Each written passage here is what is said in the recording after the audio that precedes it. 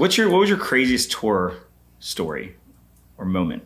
Probably beating Nadal at this tournament in Acapulco or beating Djokovic at Wimbledon. I mean, that's just insane. Moment. You beat like two of the best players ever. No, not two of the best. Two of the greatest athletes of all time. I had highs and lows. Like I had a game where like I was locked in. I had a lot of top 10 wins, but then I also had a lot of losses to guys that I probably should have never lost to. Like me. 100. Like, yes, like a 14-year-old. I just lost to an 11-year-old in San Clemente. You're not a professional athlete. I'm not. Yeah. I'm actually not a very good athlete, but I know the feeling of the lows. Very similar. A lot of them. Yeah. So take me through the Novak story.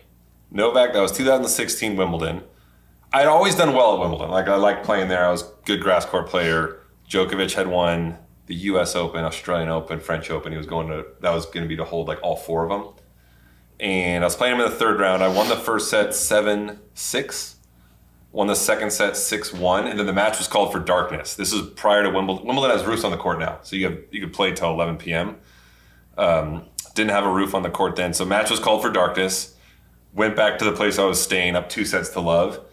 And in my head, kind of thought like, all right, this is great, but he'll probably get it together the next day and beat me. Yeah, he was in a little bit of a funk. He was in he ended the second set missing some easy volleys, and I was like, he'll probably get it together the next day. So anyway, we come back out the next day, play maybe 4 or 5 games, and it's a rain delay. Went inside, played a few more games, rain delay, and then he ended up winning the third set 6-4 pretty routinely. Yeah, I thought you were done. Yeah, me too. Yeah. You thought in your head I thought he's probably going to beat me. I think a lot of times athletes are lying if you walk out and say like, yeah, I believe I can beat Roger Novak. And it's just like maybe you don't believe you can beat them, or maybe you believe that you can beat them, but like you don't find the belief until the match gets going. Yeah. I don't think anyone right now is like some random guy ranked 30s playing Alcaraz at the French Open and actually believes that he could beat him. You can find the belief if you're like, all right, I just won the first set. Like now I think it. But anyway, then we go into the fourth set. And Novak goes up a break. He serves for the fourth set at 5-4, 6-5, and I break it to get into like a tiebreaker in the fourth set. Gosh. And then at that point, I knew like, okay, all the pressure is on him. It's one tiebreaker. I have like a big serve, a big game. He's Djokovic. I have nothing to lose. And ended up winning that tiebreaker 7-4, 7-5. What was the feeling when you won? It's good. I jumped like this high off the ground.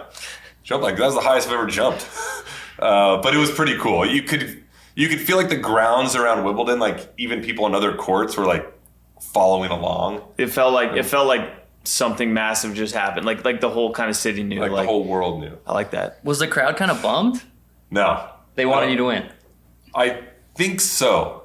I don't really know. I think Djokovic at the time was like kind of 50% of people liked him, 50% of people didn't like him. Yeah, he was a little... Fed Nadal were like universally liked by everyone. Yeah. I think people wanted to see the upset over Djokovic at the time. In what year? 2016. Okay. I was trying to think it was like social media with people following along and social media was around. It wasn't like it is. But it wasn't like speed of in the moment. Everyone knows what's happening.